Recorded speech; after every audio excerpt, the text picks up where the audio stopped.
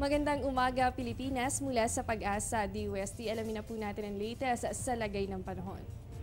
Mga kabayan, unahin na po muna natin ang update kaugnay sa Tropical Storm Higos. Huli po itong namataan sa layong 2,300 kilometers. Silangan po yan ating Philippine Area of Responsibility. Taglay po nito ang lakas ng hangin na nasa 100 kilometers per hour at ang gustiness naman po o yung pagbugso ng hangin, papalo po yan sa 130 kilometers per hour. Sa ngayon, mabagal po ang pagkilos nito west-northwest at wala naman direktang epekto sa magiging lagay ng ating panahon. Ang tropical storm ay meron po yung international name na Higos at yan po ay isang salitang Kamoro at ang ibig sabihin po niyan ay isang uri ng prutas mula sa United States of America.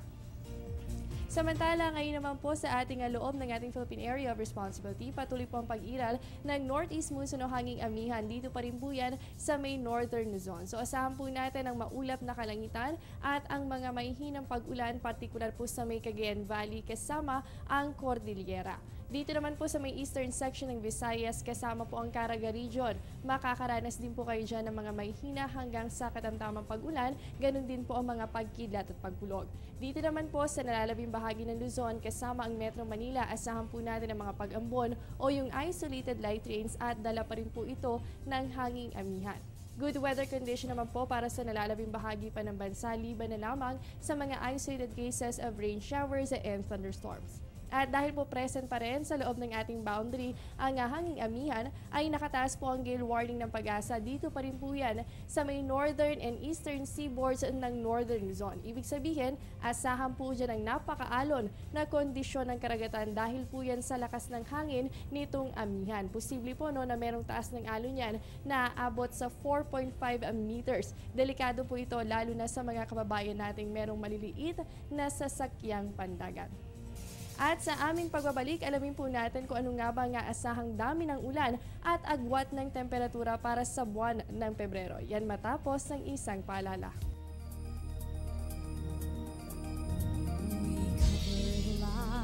Of all the people, the news that you read comes alive in each page.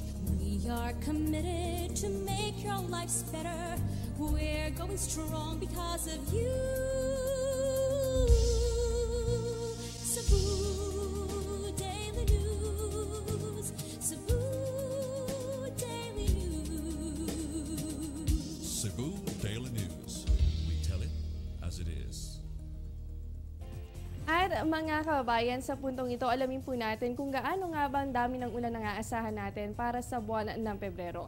Base po sa datos ng Pag-asa, updated po ito January 20, 2015. So kung makikita po natin ang forecast para sa February 15, lalo na dito sa may western section ng bansa, kabilang po dyan ng Metro Manila, hanggang dito sa may Palawan area, ganun din po ang western section pa ng Visayas at dito po sa may Mindanao, partikular dito sa may Zamboanga Peninsula, less rainfall po ang mararanasan. Ibig sabihin, napakakaunti lamang ng mga pag-ulan na posible nyo pong maranasan.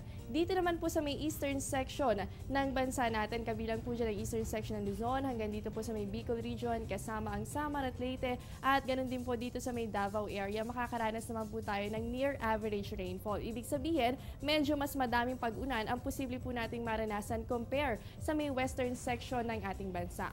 At kung ibabase naman po natin sa magiging agwat ng temperatura para sa buwan ng Pebrero, dito po sa mountainous area ng Luzon, slightly cooler than average. Ibig sabihin, mas makakaranas po tayo ng mas malamig na panahon compare po sa average temperature para sa buwan ng Pebrero. Sa lowland Luzon, meron naman po tayong near average at sa lowland Visayas, meron po kayo diyang slightly warmer than average. Ibig sabihin, mas mainit po na panahon ang mararanasan sa inyong area. Sa mountainous sa Mindanao, near average din po parang lowland Luzon. At dito naman po sa may lowland Mindanao, kung mapapansin po natin, parehas po yan dito sa lowland Visayas na merong slightly warmer than average. Ibig sabihin po ay mas mainit nga po yung panahon na mararanasan nyo compare sa average temperature para po sa buwan ng Pebrero.